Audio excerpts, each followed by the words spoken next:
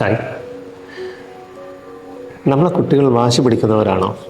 എന്തിനായിരിക്കും കുട്ടികൾ വാശി പിടിക്കുന്നുണ്ടാവുക? ഇന്ന് നമുക്ക് വാശിയെക്കുറിച്ച് പറയാം. ഓക്കെ. അതിനു മുന്നേ രക്ഷിതാവ് എന്താണെന്നും നമ്മൾ രക്ഷിതാവാണോ എന്നുള്ളൊരു ചോദ്യം കൂടി ഞാൻ ചോദിക്കാൻ ആഗ്രഹിക്കുന്നു. നമ്മൾ അച്ഛനമ്മയാണ്, ശരിയല്ലേ? നമ്മൾ എപ്പോൾ മുതലാണ് രക്ഷിതാവായത്? കുഞ്ഞ് സ്കൂളിൽ പോകാൻ തുടങ്ങിയപ്പോൾ അല്ലേ? കുട്ടി സ്കൂളിൽ പോകാൻ തുടങ്ങിയപ്പോൾ സ്കൂളുകാർ ചാർത്തി തന്ന ഒരു പേരാണ് രക്ഷിതാവ്. അച്ഛനമ്മ, ഉമ്മ ഉപ്പ, ഡാഡി മമ്മി, പപ്പ മമ്മ, ഇതൊക്കെ നമ്മൾ കോമൺ ആണ്. പക്ഷേ രക്ഷിതാവ് എന്നുള്ള പദത്തിൻ്റെക്ക് എത്രമാത്രം നമ്മൾ എത്തിയിട്ടുണ്ട്? സ്കൂളിൽ കുട്ടിയെ ചേർത്തിയപ്പോഴേക്കും, അതല്ലെങ്കിൽ പ്ലേ സ്കൂൾ മുതൽ നമുക്ക് കിട്ടിയിരിക്കുന്ന ഒരു പേരാണ് രക്ഷിതാവ്.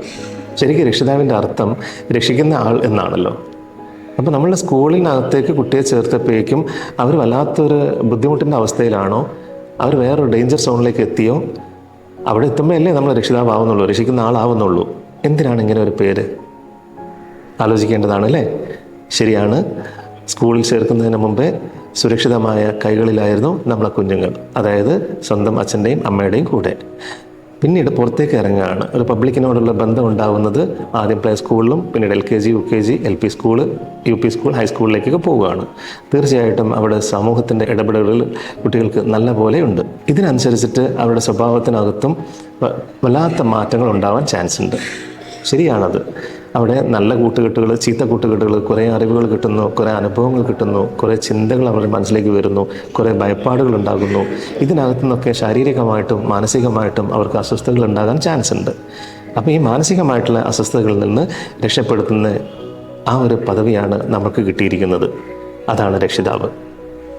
ഇനി നമ്മൾ നേരത്തെ പറഞ്ഞ ആ ഒരു വാശിയിലേക്ക് പോകാം. നമ്മൾ ജീവിക്കുന്നതിൻ്റെ ഉദ്ദേശം തന്നെ സുഖവും സന്തോഷവും സമാധാനത്തിനുമാണല്ലോ. ഞാൻ എൻ്റെ സുഖത്തിന് വേണ്ടി കുറേ കാര്യങ്ങൾ ചെയ്യുന്നു, എൻ്റെ സമാധാനത്തിന് വേണ്ടി, എൻ്റെ സന്തോഷത്തിന് വേണ്ടി ഞാൻ അധ്വാനിച്ചുകൊണ്ടേ ഇരിക്കുന്നു. പക്ഷേ നമ്മൾ എന്ത് ചെയ്യുന്നു, എന്തിനാണ് ജീവിക്കുന്നത് എന്ന് ചോദിക്കുമ്പോൾ പലരും പറയാറുണ്ട്, ഞാൻ എൻ്റെ കുടുംബത്തിന് വേണ്ടിയിട്ടാണ്, എൻ്റെ മക്കൾക്ക് വേണ്ടിയിട്ടാണ് എന്നൊക്കെ. പക്ഷേ ഈ മക്കളെ നോക്കുന്നതും കുടുംബത്തിനെ നോക്കുന്നതും അതിലൂടെ നമ്മൾ സമാധാനം നേടാനാണ്, സന്തോഷം നേടാനാണെന്നുള്ളത് എത്ര പേർക്കറിയാം?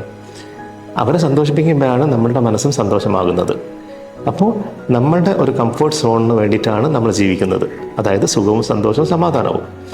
നമ്മളുടെ കംഫർട്ട് സോണിനെ, അതായത് ഈ സുഖത്തെയും സമാധാനത്തെയും സന്തോഷത്തെയും ഏതെങ്കിലും ഒരു വാക്കുകൊണ്ടോ, ഏതെങ്കിലും ഒരു പ്രവൃത്തി കൊണ്ടോ, ഏതെങ്കിലും ഒരു നോട്ടം കൊണ്ടോ മറ്റുള്ളവർ നേരിടുകയാണെങ്കിൽ നമ്മൾ അസ്വസ്ഥരായിരിക്കും. ഈ അസ്വസ്ഥത സഹിക്കാൻ ലോകത്തുള്ള ആർക്കും കഴിയില്ല. അപ്പോൾ ഇനി വാശിയും ഇതൊക്കെ എന്താണ് ബന്ധം എന്നൊന്ന് നോക്കാം. നമ്മൾ സുഖകരമായിട്ട് ഇരിക്കുന്ന ഒരവസ്ഥയിൽ കുട്ടി കരയുകയാണെങ്കിൽ നമ്മളുടെ സമാധാനവും സന്തോഷവും നഷ്ടപ്പെടും. നമ്മൾക്കൊരു ഡിസ്കംഫർട്ട് ഫീൽ ചെയ്യും. ഈ ഡിസ്കംഫർട്ടിനെ അതിജീവിക്കാൻ വേണ്ടി കുഞ്ഞുങ്ങളുടെ കരച്ചിൽ നിർത്താൻ അവരെന്താണോ ആവശ്യപ്പെടുന്നത് അതെടുത്ത് കയ്യിൽ കൊടുക്കാൻ നമ്മൾ പറയും. ഇത് കുട്ടിയോടുള്ള സ്നേഹം കൊണ്ടായിരിക്കും എന്നാണ് മറ്റുള്ളവർ തോന്നുക, നമ്മളെ മനസ്സും നമ്മളെ തോന്നിപ്പിക്കുക. പക്ഷേ അതിൻ്റെ സത്യം അതാണോ? ഓരോരുത്തരും ചിന്തിക്കേണ്ടതുണ്ട്, ഇല്ലേ?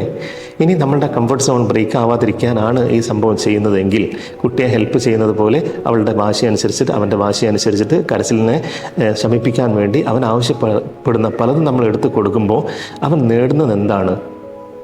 അവൻ തുടർച്ചയായിട്ട് കരച്ചിലോ അവൾ തുടർച്ചയായിട്ട് കരച്ചിലോ ചെയ്തുകൊണ്ടേയിരിക്കും. അവൾക്ക് സന്തോഷം കിട്ടുന്ന, അവർക്ക് സമാധാനം കിട്ടുന്ന ഏതൊക്കെയോ തിങ്സിനെ കുറിച്ചിട്ടാണോ അവർക്ക് ആവശ്യം, അത് നേടാൻ വേണ്ടി അവർക്കറിയാൻ തുടങ്ങും. നമ്മൾ നമ്മളെ കംഫർട്ട് സോണിനെ ബ്രേക്ക് ചെയ്യാതിരിക്കാൻ വേണ്ടിയിട്ട് അത് അനുവദിച്ചുകൊണ്ടേയിരിക്കും.